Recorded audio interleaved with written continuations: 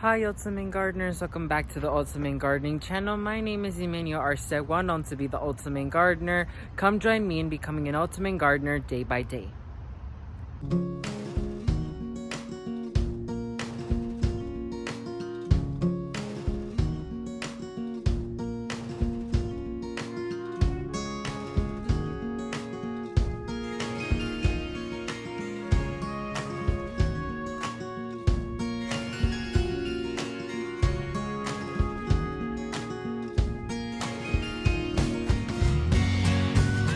So in today's exciting starting video is going to be a fairly short video. I just want to discuss with you guys a new project I'm working on, and I'm going to be talking to you guys about one particular project that I just finished, how I did it, a step-by-step on how I did it, and what I'm going to be doing for the future views of this piece of garden.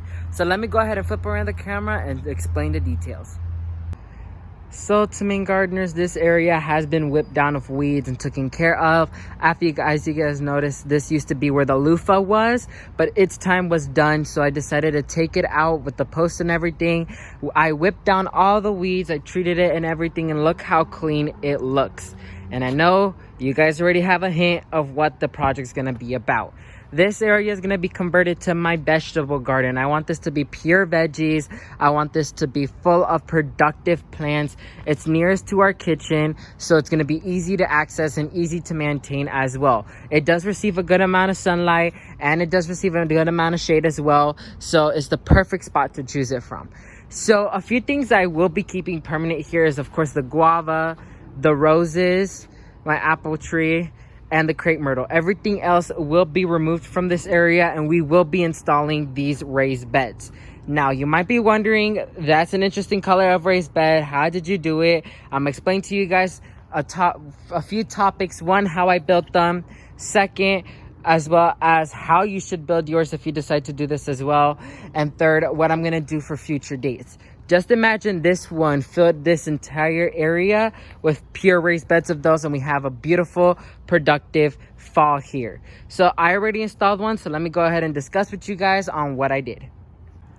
So this is the raised bed I just completed, and this is going to be the final design for each and every single one of them. You might be wondering how I built it. Well, the panels that are actually holding up this raised bed together is an old plastic fence that our photographer had.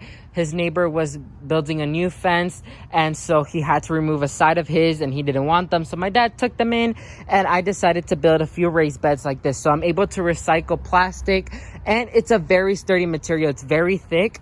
As you can see right here, it's very thick. It's like about an inch thick, which is great, and it won't deteriorate as quick like if you had wood. Well, here's the steps on how I did to build it. Number one, I went ahead and I cut my size of panels. So these panels, the longer ones, were already like that, which was great, but I did have to cut one of these panels in half for the sides.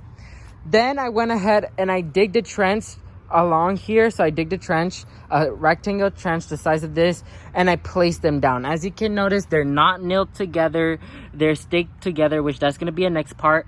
But I did trench them and I did place them downwards, because the thing is, just in case of an emergency or anything and I have to remove these, they'll be easy to remove without a huge hassle. So I did not nail them in, but work what's best for you. And if you want to nail them in, that you know they're going to permanently stay there, and if you want a more sturdy raised bed, go ahead and do that. Second, once I did that, I went ahead and I laid cardboard under here. There's no plastic. I don't like plastic when it comes to vegetable gardens because it restrains a lot of roots. So I use cardboard, which deteriorates way faster and it's way more organic. So that's what I use for my weed barrier. Then I did add the soil, but I would recommend applying your stakes or your nails at that time, because that will keep your raised bed together, and when you're filling it up with soil, it won't fall apart. And then next, once you have your support system there with your stakes or whether it be nails, then you could go ahead and apply your soil. If you have old soil, feel free to use old soil, but refreshing it with new soil like I did here.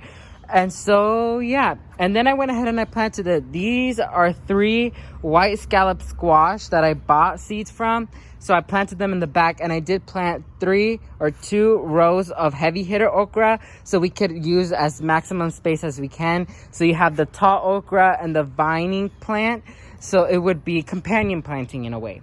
So that's how I build my raised beds. So one is gonna go here, I want one to go one right here as well. 1 or 2 are going to be fit in this area. 2 is going to be fit in this area.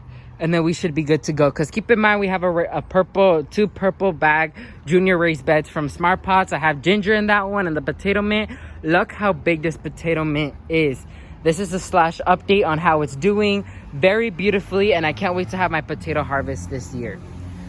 So that's what's going to go on in this area. I just wanted to make a quick video on showing you guys what I'm going to be doing in this area, as well as how I built my raised beds. So let's go ahead and wrap this video up.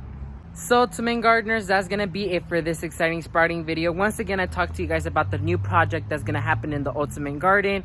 As you can see behind me, the garden doesn't look ever so good because we are remodeling everything, and I will be making videos on the garden renewing.